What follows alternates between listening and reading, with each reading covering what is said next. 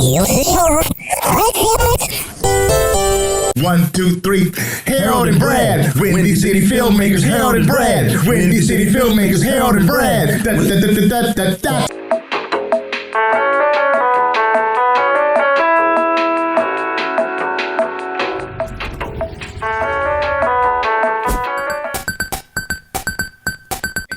Three, two, one. What's going on, y'all? Brad Stevens here for another edition of the Harold and Brad Windy City Filmmakers podcast. HD, what's going on, man? It's Harold Dennis. What's up, baby? yes. We have a very special guest in the house. The super talented Mehmet Can Aksoy is with us. I get it right? Yeah, Aksoy. Yeah, that's right, man. Yeah. Hey, welcome to the show. Thank you for having me, y'all. I appreciate it. Great. So the first question we always ask people is a two-parter, and it's, what's your connection to Chicago, and what kind of art do you create? My connection here is I was born here. My father is from Turkey. He went to Miami when he was 25 and met my mom on a cruise ship. She's from Chicago. So they came back here. You know, the rest is history. We had 3 kids. I'm the youngest. Grew up in Portage Park neighborhood. And I'm an actor.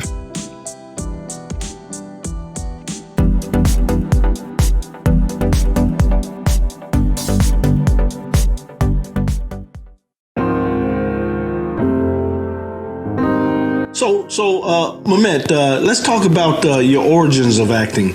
What inspired you, and how did you get started? So I was in high school, senior year, and I decided to take a drama class because I was taking this yoga class, and the same people who were in the yoga class went to the drama class. So I was like, I'm pretty good with English. Let me go ahead and try this. So I walked in. It was Mr. Richlewski. Shout out Mr. Richlewski.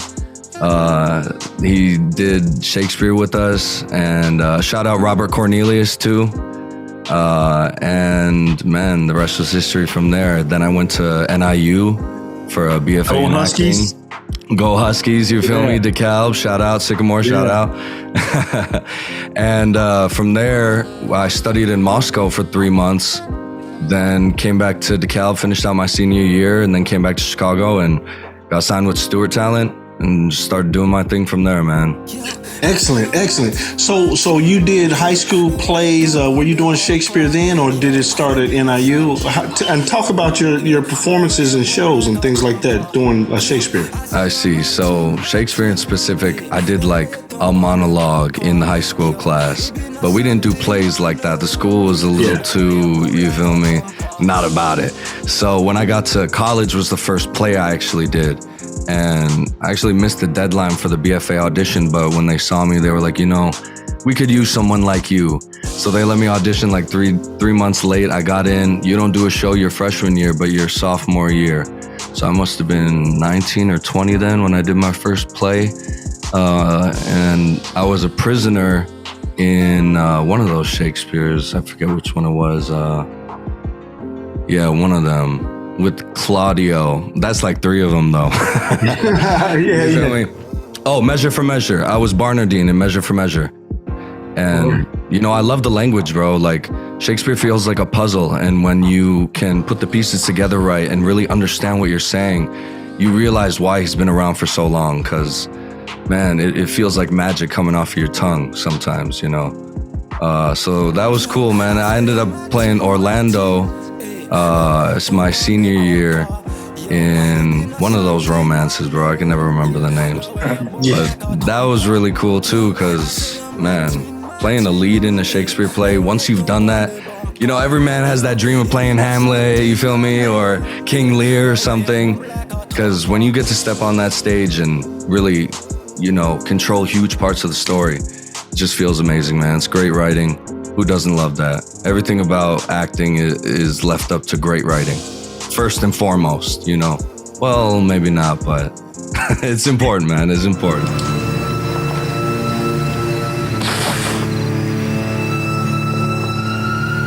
First time I saw Lawrence Fishburne and Kenneth Branagh in Othello.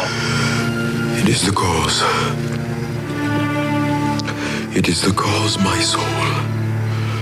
It was the first time I understood what was going on. Like before that point in time, I would have Shakespeare in high school. Like, what are they talking about? Yeah. And in grad school, I went to the Paul Theater School, and we studied Shakespeare the whole second year. And I just fell in love with Shakespeare. Like, I love Shakespeare. Yes. To your point, break it down in language. It is like a puzzle. How like every word, like there's like a million different meanings of death, right? Yes. And once you can just understand it, it just, to your point, somebody said, I remember seeing some article, they said, well, in 1,000 years, books would be irrelevant. People may not be into Shakespeare. And I was like, I don't think so, because even though times have changed, the basic elements of jealousy, envy, anger, ambition, that has not changed. I don't think it's going to change anytime soon. You know, if they change the curriculum in the schools, maybe it'll change, because I was first introduced to Shakespeare in school. It sounds like you were too. A lot of people are. I mean, if they take it out of the schools, then maybe. But as long as, you know, it stays within the study of theater. You know, everybody starts with Shakespeare. It's a starting point of acting, you know. So if they keep that in, I'm sure it'll stick around. But it's an interesting thing to think about if Shakespeare could one day like not be around, just because we're transitioning to a more technological based society where we look at these dusty old Shakespeare books and we're like, oh man, who's gonna read that? I don't know, man. It's an interesting thought. So let's talk about other plays. Have you done other plays around town or in the region? So as far as plays, the only play I've done out here is Hamlet at Chicago Shakespeare Theater. And that was cool. That was a good time. But that was a real small role.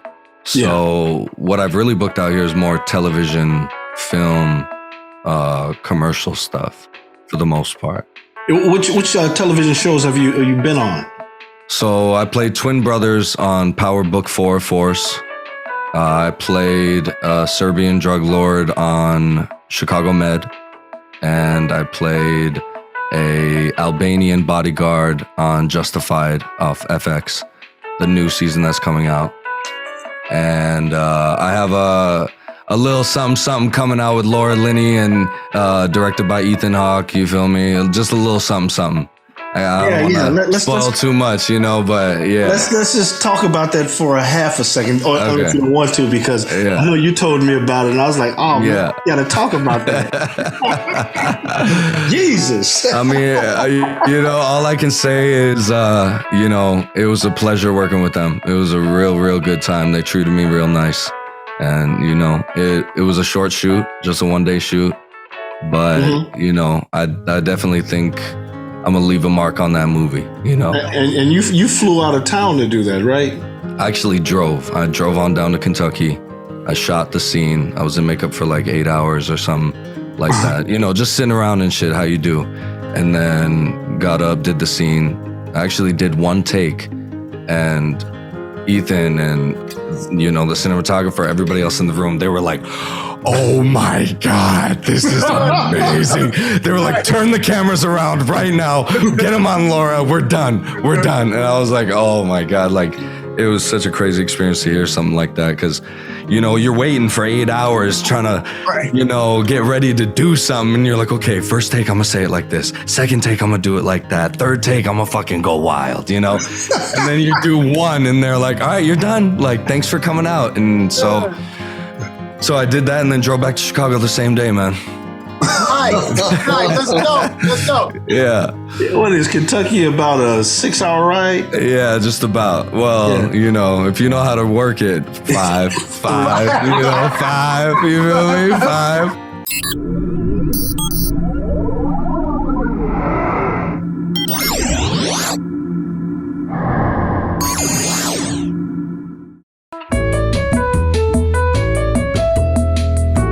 Done like a lot of done film and television, doing theater.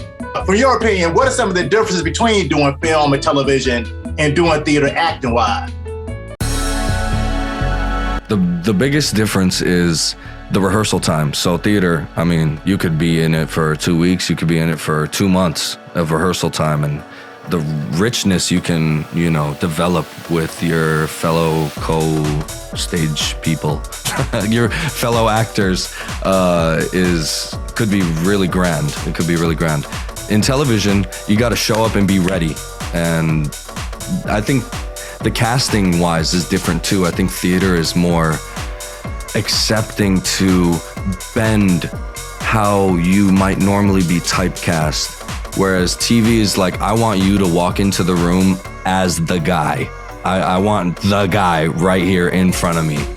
So sometimes when I do TV, self-tapes, because everything's a self-tape now, I'll do the slate in character too, Nice. as the same character as the audition side. But when I do theater, you got to show them that personality of yourself, that you're fun to be with in the room and all that stuff. So yeah, mainly the casting and the rehearsal time, I'd say, is the biggest difference between working in theater and television and film. Oh, I haven't heard that answer before. Yeah. It makes a huge difference, man. Huge difference for sure. So what do you prefer? Right now, I prefer television and film because that check, you know what I'm saying? But other than that, because that's always nice. And you make it, 1 day shoot, you get $1,000. You're like, damn, that's decent, That's decent, yeah. Yeah. But I think, theater makes you work a little harder and, really earn your pay, especially depending on where you at. Yep. But right now I prefer TV and film because it's just fun, man. It's just fun, and you don't have to depend on your people getting up out of their cribs to come and see you at the show downtown or in Kentucky or wherever. You can be like, yo, November, this shit's coming out. Like, watch that shit, bro. It's on the streaming service. You gonna see it. I'm gonna make sure you see it. That's cool.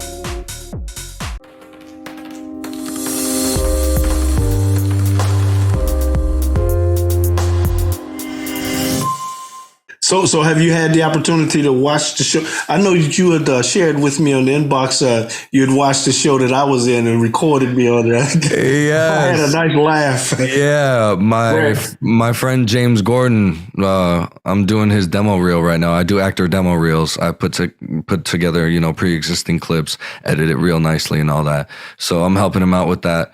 And just so happens, I see Harold in the damn clip. I'm like, bro, and the scene is fire. I'm like, dude, what is going on? Because sometimes, not to blame anybody or name names, sometimes these clips I get are fucking really like poorly edited, and most definitely you got to clean them up real nice. But that scene was cold, bro. Yeah. Hey, Brad, you know what that scene is? That was cold and windy, that barbershop scene. Oh, nice. Yeah. Right.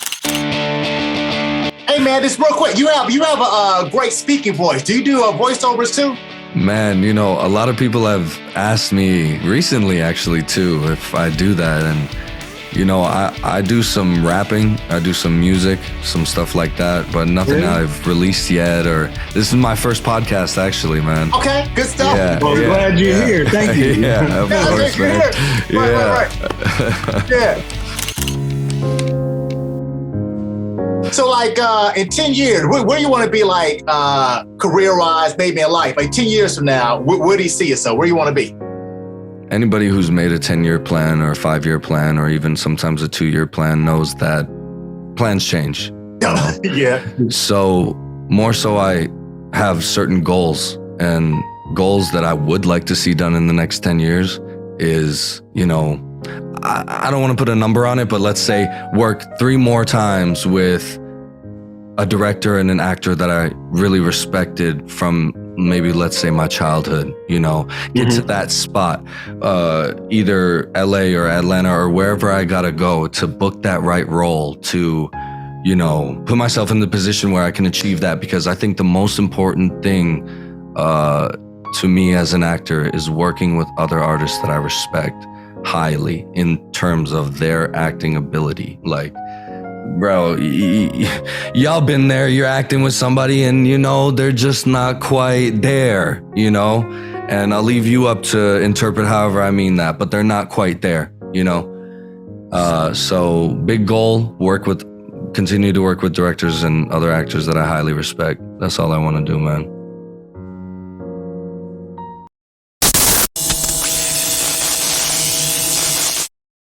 Yeah, it's a trip. Like, I remember right out of school, I got like an Illinois lottery commercial, and they stopped running it. And it was just like something small. Yeah. But that was nice, man. It was like every couple weeks a check coming in. I said, man, I need to land another commercial, man. Yeah, man. Yeah, I booked a little Nebraska joint. I think it only ran once or twice. But bro, when something runs again, you get that second check out of nowhere. Oh, that's so sweet, man. That's so sweet. And you know, a lot of the times when you go to school for this, like BFA and stuff, they don't actually tell you the money aspect and the SAG-AFTRA aspect. You know, they don't explain that too much, I feel like, because a lot of actors I know, whether they come from DePaul or NIU or NYU, they don't really understand. Like, we don't know how much money we make, bro. Like, we don't know how much they take out in tax. We don't know all this other stuff, you know? So when those residuals come in, bro, it's like, it feels like free money. You don't even know where it's coming from. You have no idea, man. Right. Like, we didn't cover that either. Like residuals. What's the other residuals and buyouts? I didn't learn about that until like got into the real world. When we just gonna buy out, we're gonna pay you this one time. That's it. Yeah. Yeah. And then there's like having ownership in the production itself. Like if you have an equity stake in the production, like then you make however much the production makes, as opposed to, oh, let me get residuals every time y'all sell it to somebody. Like, nah, like I'm getting box office, I'm getting memorabilia, I'm getting all of that. Like that's a big goal too. Speaking of goals, that would be cool to be like a producer on something good. So you know, are you out here like me, basically finding the work, or are your agents calling you often and you're always auditioning? And because you got credits, you know, you got the Chicago shows and you're making things happen. Are you doing this out here grinding like me? So mostly, like, and I mean really mostly, I get my auditions from my agents. And of everything that I've done in Chicago, I've done through Stewart Talent. And man, I auditioned in Chicago for I think almost 2.5 years. Didn't book anything, bro, after I got out of college. Mind you, COVID hit like 1.5 years after I was out of college, something like that. But you know, auditions were still coming in. They weren't done for that long. They were still shooting, you know, quarantine shooting and stuff like that. So it was still going on. But bro, nothing for 2.5 years. And then all of a sudden, boom, I booked Power. That was my first role ever. And that was through Stewart. Everything really I get from my agents, because again, back to the COVID thing, like nothing is in person anymore. It's starting to become in person again, but for a long time, nothing was in person. So I really mastered the art of self-tapes, and I really mastered the art of like, okay, I just got this audition. I'm gonna bust this out as soon as I can. I'm not gonna wait till the last second, the last hour to hit the deadline, you know? I'm trying to get this stuff in early as I can. So yeah, mostly everything is from my agents, bro. Yeah. I wish I knew more things about how to get out there and meet people in IRL, you know what I mean? And Harold mentioned something to me. He sent me some calendar, and that was good. I just need more stuff like that, you know? Dude, do you call and check in with your agent on a regular basis, or how do you work? I know different people approach it differently.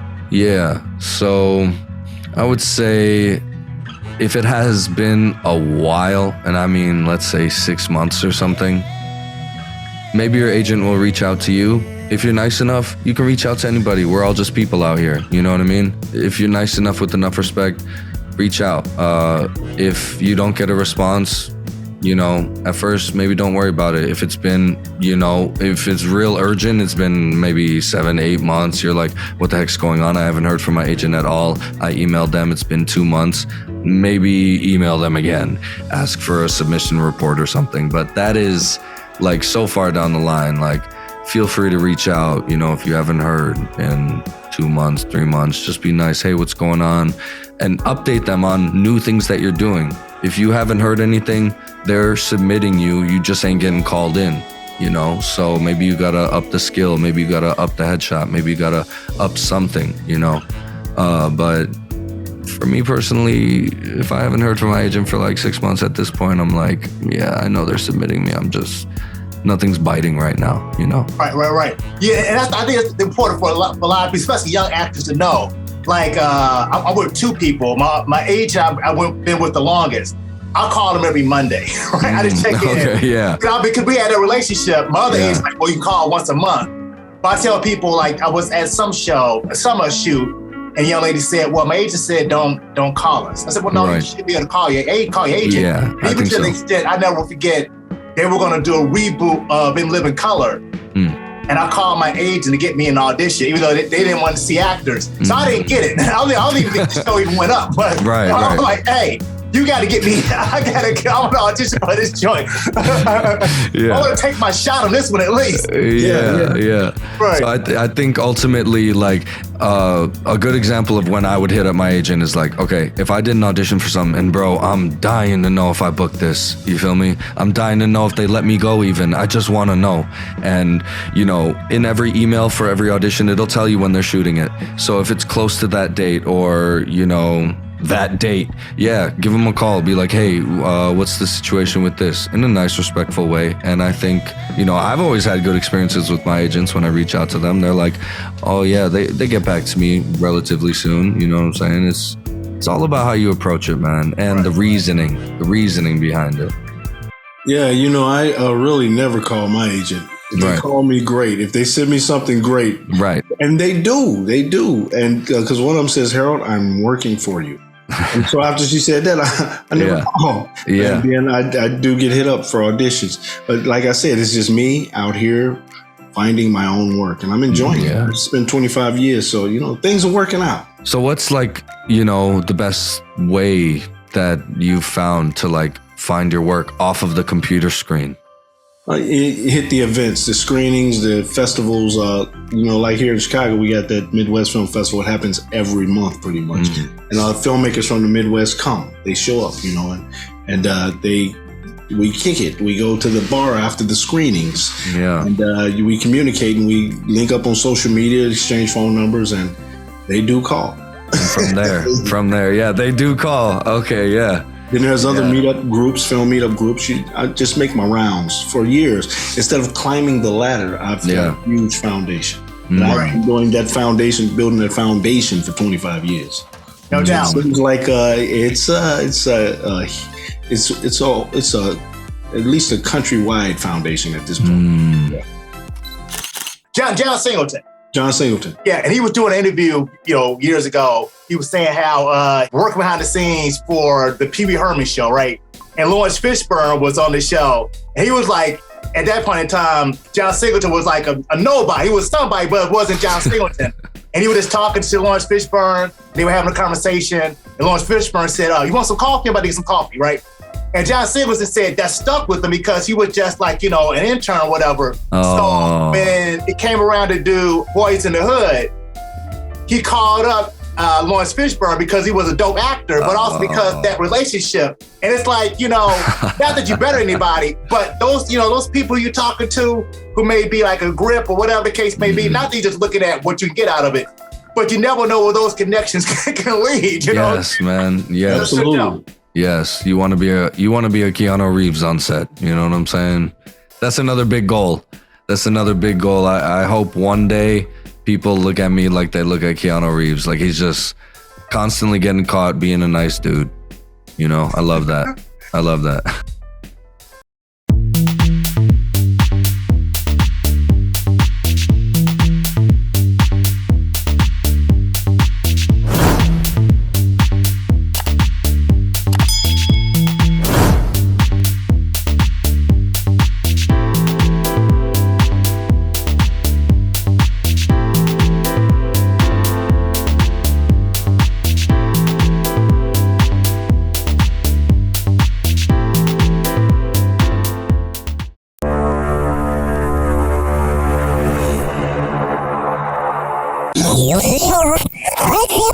Oh la la.